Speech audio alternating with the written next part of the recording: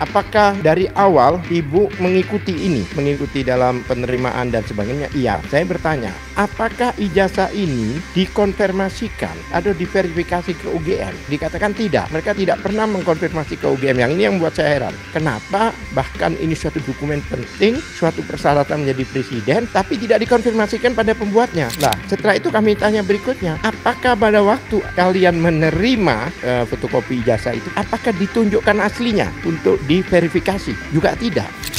Kami simpulkan ada kemungkinan berbeda, tapi mungkin juga sama. Tapi kan apakah yang melegalisir itu orang yang sama? Apakah di stempel legalisir itu warnanya sama?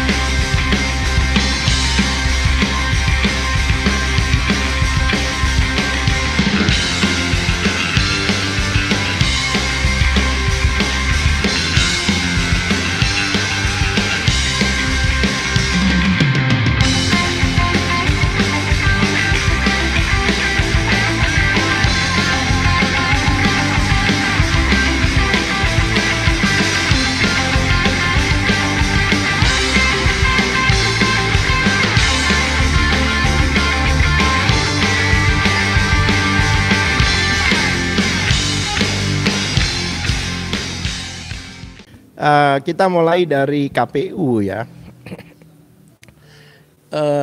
KPU alhamdulillah minggu lalu ya, minggu sebelum hari Minggu ini, kemarin hari Kamis, KPU mengundang kami sebagai lawyer RRT untuk hadir ke KPU untuk menerima fotokopi ijazah yang kami minta.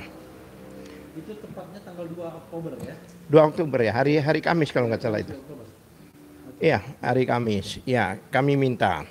Tapi sebelumnya perlu ditekankan bahwa KPU daerah, yaitu DKI, sehubungan dengan persyaratan sebagai gubernur, itu sudah merespon lebih awal, lebih dulu. Merespon lebih dulu, yang mana responnya itu tetap tidak akan membuka atau memberikan pada publik, karena menurut mereka itu bertentangan dengan pasal 17 itu, 17H Undang-Undang KIP, keterbukaan. Ya, awalnya. Ya, yang saya herankan demikian, kami memberikan surat permohonan itu, bukan permohonan ya, permintaan, karena itu hak ya. Jadi kami tidak perlu memohon karena hak. Permintaan kami itu ke KPU pusat lebih dulu. Tetapi setelah itu KPU DKI, kemudian KPU Solo. Tapi yang merespon adalah KPU DKI lebih awal. Nah, menurut kami ini test the water. Mungkin KPU pusat ingin tahu apa jawaban kami, apa respon kami. Tapi setelah kita rapat para lawyer, kita putuskan untuk tidak menjawab sebelum ada respon dari KPU pusat. Karena kami tidak mau itu sebagai rujukan lah artinya. Karena yang paling penting buat kami adalah KPU pusat. KPU pusat. Kami tidak menjawab waktu itu. Bahkan itu kan ada ketentuan bahwa sesuai undang-undang bahwa KPU itu harus 10 hari itu hari kerja ya. Hari kalender. Itu harus sudah respon atas permintaan kami. Tapi karena waktu itu belum waktunya dan 10 hari itu sudah mau hari kalender mau over, mau selesai ya kan, KPU mengirim informasi ke kami untuk minta waktu perpanjangan 7 hari. Saya juga heran apa yang perlu didiskusikan, wong itu hanya untuk menyerahkan fotokopi ijazah, kenapa membutuhkan waktu lagi? Yang katanya Bang Refli waktu itu kayak sepak bola aja ada perpanjangan waktu kan. Oke, tapi kami biarkan karena kami ingin tahu apa jawabannya sebenarnya. Tanggal 2 kemarin kami hadir, ya kan, siang kami hadir dan kami diterima oleh beberapa petugas sana ke KPU, bukan komisioner ya, karena sudah dilimpahkan ke Bukan, karena kami mengajukannya itu ke pejabat informasi dokumen, itu bukan ke Informasi PPID. PPID, ya kan? Itu kami karena minta itu ya memang bukan ke komisioner, kami minta ke PPID. Petugas PPID, bukan petugas, bahkan katanya itu koordinator PPID-nya sendiri menemui kami dan menyampaikan pada kami bahwa ini yang saudara minta diberikan, kemudian kami terima, kami pelajari. Di situ ada surat pernyataan yang saya sebagai orang koordinator yang nama saya disebut di situ, saya harus menandatangani. Saya harus menandatangani bahwa telah terima legalitas, saya bilang bukan legalitas, saya bilang sudah menerima saya suruh ganti adalah persyaratan yang digunakan. Saya tidak mau legalitas seolah-olah saya menerima legalitas bahwa itu tidak legal. Saya minta ganti untuk ditik ulang surat pernyataan itu yang mengatakan ini saya telah menerima adalah fotokopi ijazah yang merupakan persyaratan yang diajukan waktu itu. Kami terima, kami pelajari dan kami diskusikan. Dan kami sempat bertanya kok kecil gitu loh ijazahnya itu. Saya bilang ini apakah ijazah yang diterima atau fotokopi itu seukuran ini? Karena kalau kami cek materainya kecil banget gitu loh. Ya kan, kami punya pembanding, materai pembanding. Dia bilang diakui memang kami perkecil. Tidak tahu apa alasannya, kami perkecil. Dan di situ ada beberapa yang ditutup, dicoret.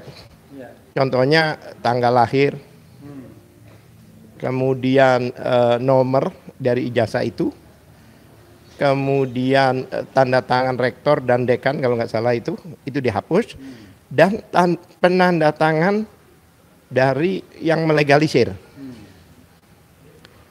Saya bertanya, apakah dari awal Ibu mengikuti ini? Mengikuti dalam penerimaan dan sebagainya? Iya, saya bertanya, apakah ijazah ini dikonfirmasikan atau diverifikasi ke UGM? Dikatakan tidak, mereka tidak pernah mengkonfirmasi ke UGM. Yang ini yang membuat saya heran. Kenapa bahkan ini suatu dokumen penting, suatu persyaratan menjadi presiden, tapi tidak dikonfirmasikan pada pembuatnya? Alasan mereka, kami percaya dengan legalisir itu. Ini menarik. Lah, setelah itu kami tanya berikutnya, apakah pada waktu kalian menerima ini fotokopi ijazah itu, apakah ditunjukkan aslinya untuk diverifikasi? Juga tidak. Jadi inilah yang kami terima dan kami percaya karena sudah dilegalisir, karena persyaratan di dalam ketentuan menurut mereka itu tidak harus menunjukkan asli, tapi cukup fotokopi ijazah yang dilegalisir. Iya, terlepas dari keanehan itu ya, ukurannya lebih kecil, kemudian ditutup pula legalisirnya siapa, kemudian ada beberapa informasi yang juga ditutup. Yang ingin kita tanyakan adalah firm bahwa yang disampaikan oleh pihak Jokowi ini untuk Pilpres 2019 yang saya dengar. Yang kedua adalah ini yang pakai kacamata yang selama ini beredar, yang selama ini sudah ditunjukkan oleh Dian Sandi, sudah ditunjukkan oleh Dirtipidum Bareskrim Mabes Polri pada waktu itu Brigjen Johandani, sudah ditunjukkan oleh Dekan Fakultas Hukum Sigit Sunarta, dan kemudian juga ditunjukkan dalam reuni Fakultas Kehutanan UGM. Ya, pertanyaan saya adalah, bukankah itulah ijazah yang diteliti oleh RRT, Roy, Rismond, dan Tifa yang menghasilkan sebuah kesimpulan 99,9% itu ijazah yang tidak asli atau fake atau not original. Tanggapan Anda? Ya, saya juga mengikuti dari awal ya penelitian dari RRT ini, ya kan, dan fotokopi yang didapatkan oleh mereka. Alhamdulillah, yaitu menurut kami ya betul seperti foto yang tidak kena stempelnya dan sebagainya. Jadi terkonfirmasi bahwa selama ini penelitian yang dilakukan oleh RRT itu benar, memang itu ijazahnya. Karena saya buka HP saya cocokkan exactly the same, cuma lebih kecil, ya, itu aja. Oke, tapi dengan menurut Dr. Tifa dalam interview sebelumnya mengatakan bahwa even itu the same, exactly, bahwa itu dari source yang sama, sumber yang sama, tetapi memang bentuk fotokopinya yang ditampilkan berbeda-beda. Berbeda dengan Dian Sandi yang warna, berbeda dengan Johandani yang terlipat, berbeda dengan KPU yang bahkan ada nomor serinya nggak ada gitu. Jadi itu ijazah yang sama, tetapi fotokopinya berbagai versi gitu. Apa yang Anda ingin katakan dalam kesempatan ini? Saya melihat ijazah yang ditunjukkan pada kami itu, fotokopi itu yang pas ya, artinya yang mirip benar, itu bukan mirip yang menurut kami ya itu yang Dian Sandi, bukan yang lain-lain. Karena kan saya tahu bahwa itu selain warnanya beda, ada tersiram kopi dan sebagainya. Kemudian yang disampaikan pada waktu di Barreskrim keadaannya terlipat dan sebagainya seperti itu. Itu saya tidak melihat seperti itu. Jadi saya yakin mirip persis seperti apa yang diupload oleh Dian Sandi, bukan dengan yang lain-lain. Itu yang saya melihat. Tetapi kan masalahnya, saya heran sekali kenapa KPU pusat itu maksudnya kooperatif memberikan fotokopi, tapi KPU daerah itu tidak. Nah kalau memang ketentuannya sama, aturannya sama, seharusnya kan mereka juga memberikan, bukan memberikan surat penolakan untuk menunjukkan itu. Kami ada suratnya. Ya itu. Nah, kami simpulkan ada kemungkinan berbeda, tapi mungkin juga sama, ya kan? Tapi kan apakah yang melegalisir itu orang yang sama? Apakah di stempel legalisir itu warnanya sama? Belum tentu. Memang nama-nama itu bisa terbaca, legalisir itu. Ada nama-nama yang bisa terbaca, title-nya, kemudian bisa dilihat di situ mungkin, di akhir itu, ya kan? Ya. Makanya yang saya melihat ya mungkin isu-isu yang dugaan dibuat, ijazah ini dibuat pada saat mengajukan posisi gubernur, waktu itu ada yang pasar pramuka dan sebagainya, ya kan? Saya meyakini itu. Kenapa saya yakini? Ya sejak itulah ada ijazahnya. Karena yang di Solo konon kabarnya kan tidak ada ijazah. Yang di Solo itu. Apakah sama? Jadi kami harus mendapatkan tiga-tiganya. Kalau jika dari tiganya itu ada satu yang berbeda, berarti ada yang palsu. Jadi pengertiannya begini. Kan yang paling penting adalah dokumen itu digunakan untuk pencalonan, baik wali kota, gubernur maupun presiden. Dan Bro Al-Kathiri requires ya, itu harus sama dari source yang sama, dari sumber yang sama kan.